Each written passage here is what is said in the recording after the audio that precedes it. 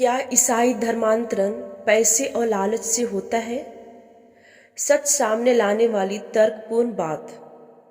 नमस्कार दोस्तों, आज हम एक ऐसे मुद्दे पर बात करने वाले हैं जिस पर सबसे ज़्यादा विवाद है।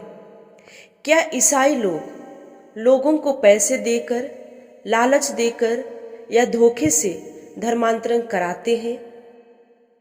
सोशल मीडिया और न्यूज़ में तरह तरह की बातें फैलाई जाती है, लेकिन असलियत क्या है?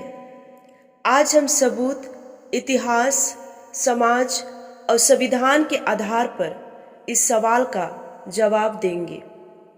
और मेरा वादा है कि यह वीडियो देखने के बाद आपके मन का हर संदेह मिट जाएगा। सबसे पहले समझना जरूरी है कि यह आरोप क्यों बार बार उठता है। जब कोई गरीब, आदिवासी या दलित ईसाई बनता है तो लोग सोचते हैं कि जरूर इन्हें पैसे मिले होंगे, क्योंकि ईसाई मिशनरी अस्पताल, स्कूल और समाज सेवा करते हैं तो लोग कहते हैं ये सब धर्म बदलवाने का तरीका है। राजनीतिक फायदा। कुछ पार्टियां धर्म के नाम पर डर फैलाती है ताकि वोट बैंक मजबूत हो, लेकिन आरोप लगाना आसान है, सच्चाई देखना मुश्किल। भारत में ईसाई धर्म कोई नया धर्म नहीं है। थॉमस प्रेरित अपोस्टल थॉमस पहली सदी में भारत आए थे, यानी 2000 साल पहले। उस समय न तो अंग्रेज आए थे, न ही कोई पैसा और लालच की बात थी। दक्षिण भारत में आज भी सेंट थॉमस क्रिश्चियन समुदाय मौजूद है। इसका मतलब है कि ईसाई धर्म भारत में प्राचीन काल से मौजूद है। केरल के Saint Thomas church 1st century. प्राचीन भारतीय शिलालेखों और ऐतिहासिक दस्तावेजों में ईसाइयों का जिक्र। तो जब शुरुआत से ही ईसाई यहाँ मौजूद थे, तो क्या 2000 साल से सब लोग लालच खाकर ईसाई बने? यह तर्क असंभव है। भारत का संविधान कहता है, अनुच्छेद 25, हर व्यक्ति को अपने धर्म को मानने, प्रचार करने और फैलाने का अधिकार है। इसका मतलब कोई भी व्यक्ति अगर अपनी आस्था बदलना चाहता है तो यह उसका अधिकार है। अगर कोई जबरदस्ती या धोखे से धर्म बदलवाना है तो वह अपराध है, लेकिन आस्था बदलना अपराध नहीं।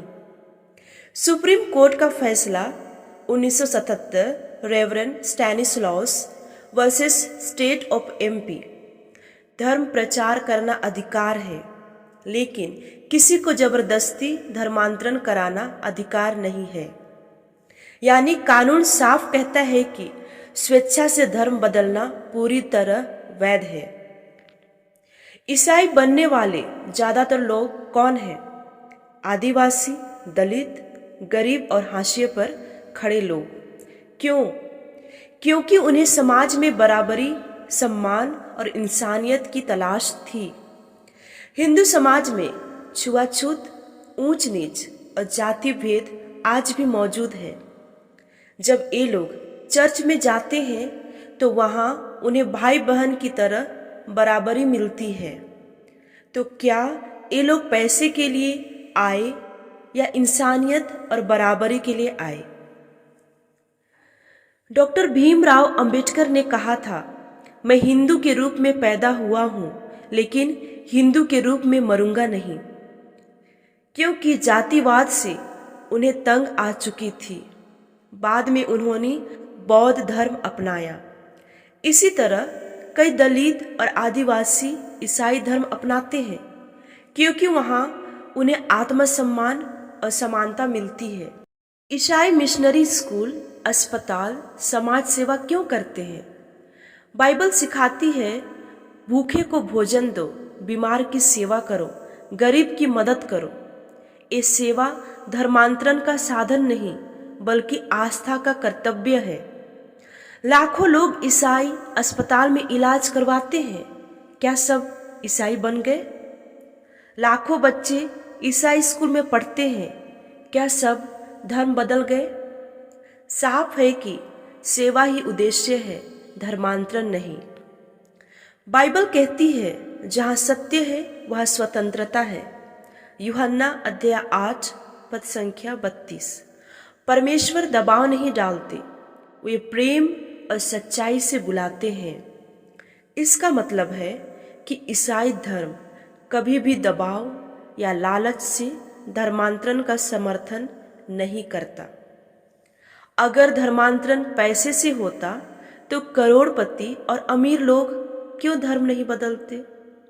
अगर धर्मांतरण जबरदस्ती होता तो लाखों केस दर्ज होते, लेकिन असली केस कितने हैं? बहुत ही कम। असली वजह है बराबरी, आत्मसम्मान और सच्चाई की खोज। दोस्तों, सच यह है कि ईसाई धर्म कोई विदेशी धर्म नहीं, यह भारत में 2000 साल से है।